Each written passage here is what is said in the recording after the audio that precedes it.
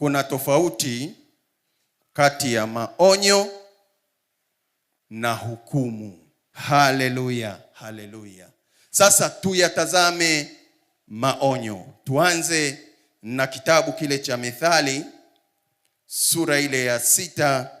Nitasoma mstari ule wa 20 mpaka ule wa 26.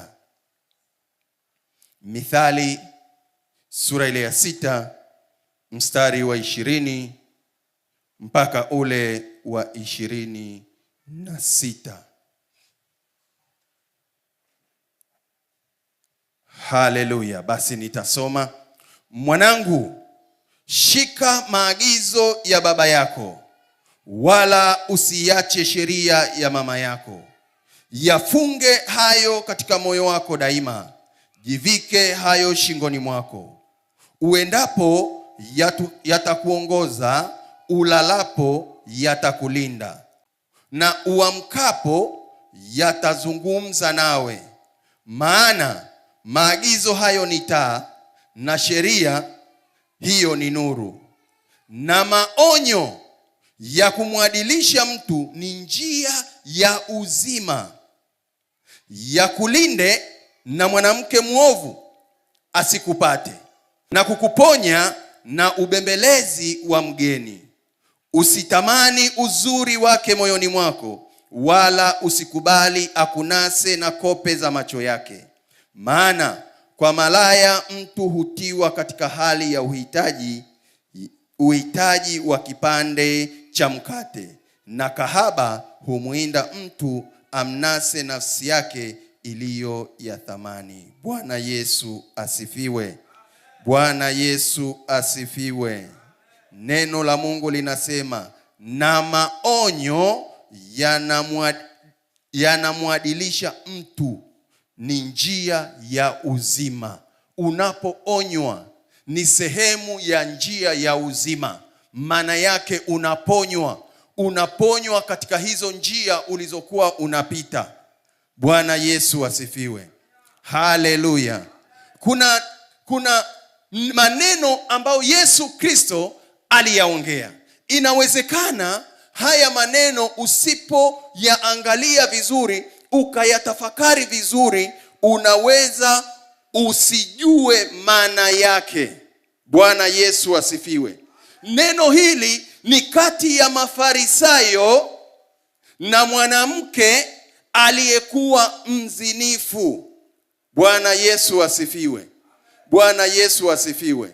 Yesu pale alikuwa anatoa maonyo kwa hawa waliomleta mwanamke, lakini pia anatoa maonyo kwa mwanamke ambaye kweli alikuwa amezini. Sasa maana yake ni nini? Maana yake ni kwamba ni kweli waliomleta kwa sheria ya Wayahudi na sheria ya Taurati, ni kweli kabisa kwamba ilistahili yule mwanamke apigwe mawe afe. Yaani wale hawakuwa wamekosea, walikuwa wanasimama kwenye sheria. Na huyu mwanamke ilikuwa ni hakika ni sheria yake kwamba lazima kweli apigwe kwa mawe mpaka afe. Kwa sababu gani? Ndiyo sheria ilivyosema kwamba anayezini apigwe kwa mawe afe. Bwana Yesu asifiwe. Bwana Yesu asifiwe. Lakini hekima ya Yesu Kristo aliijua. Akajua kwamba ni kweli hukumu ya huyu mwanamke ni kweli. Ni kweli kabisa.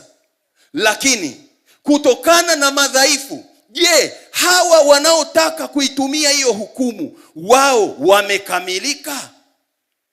Bwana Yesu asifiwe. Maana yake ndio maana aliwaambia anayejiona ni mkamilifu achukue jiwe. Maana yake kama alikuwepo mkamilifu angechukua jiwe, na alikuwa ana uwezo wa kumpiga yule mwanamke na kulikuwa hakuna dhambi. Kwa sababu gani? Neno linasema anayedhini apigwe na mawe mpaka afe.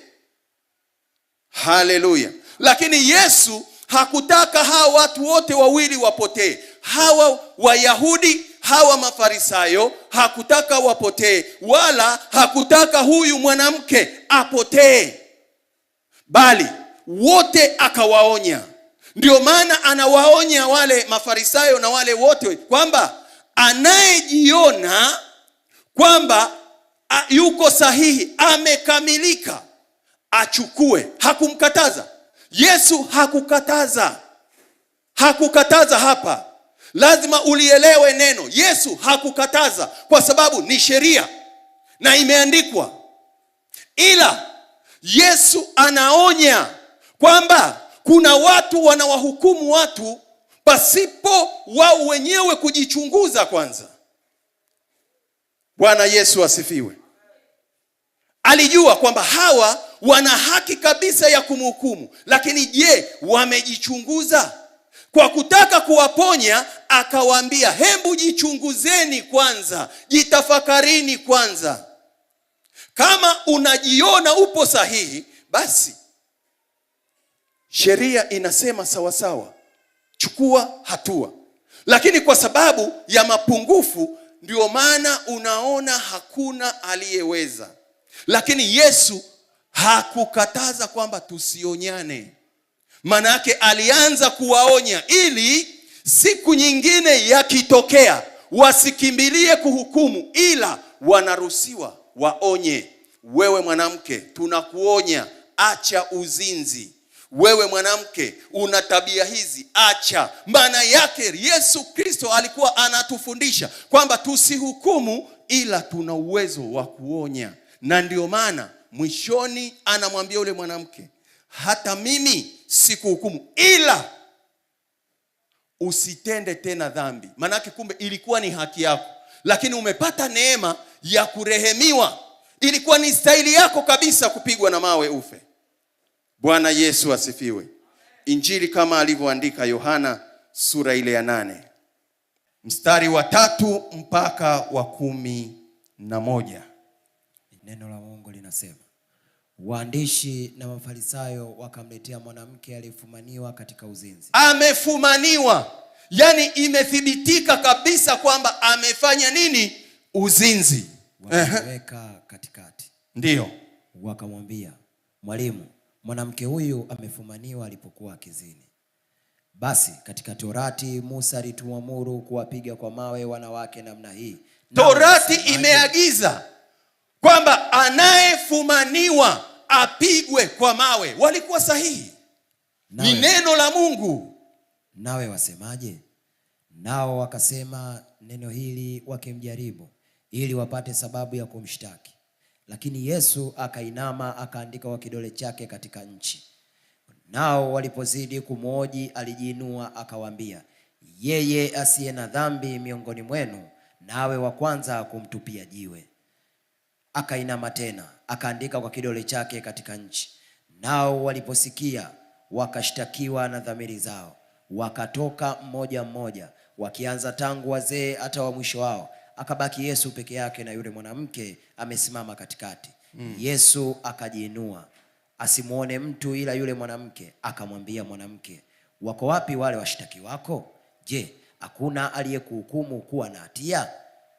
Akamwambia, hakuna Bwana. Yesu akamwambia, wala mimi sikuhukumu, enenda zako wala usitende dhambi. Usitende tena dhambi. Anamuonya, wewe mwanamke umenusurika leo kwa sababu bahati njema umeletwa kwenye mikono ya mwenye kuhukumu, Yesu Kristo. Sasa na mimi kwa ajili mimi ni Mungu wa rehema, ninakurehemu leo, lakini usitende tena nini? Dhambi. Bwana Yesu asifiwe. Bwana Yesu asifiwe. Lakini aliwaonya, maana yake aliwaambia, na waonya nyie Wayahudi, si kwamba sheria yenu hairuhusu, lakini na waonya nyie Wayahudi. Je, mnataka kumhukumu mwanamke? Mpo salama? Mmethibitika? Mpo safi? Kama mpo safi, basi sheria iko wazi. Bwana Yesu asifiwe. Lakini wanasema walipojikagua wakajikuta wao wenyewe dhamira zao zinawashtaki. Haleluya. Hawa walikuja kwa hukumu, lakini kama wangekuwa wamekuja kwa kumuonya, maana yake hata Yesu na yeye angemwambia mwanamke, tazama leo umeonywa, hatujakatazwa kuonya. Bwana Yesu asifiwe. Bwana Yesu asifiwe.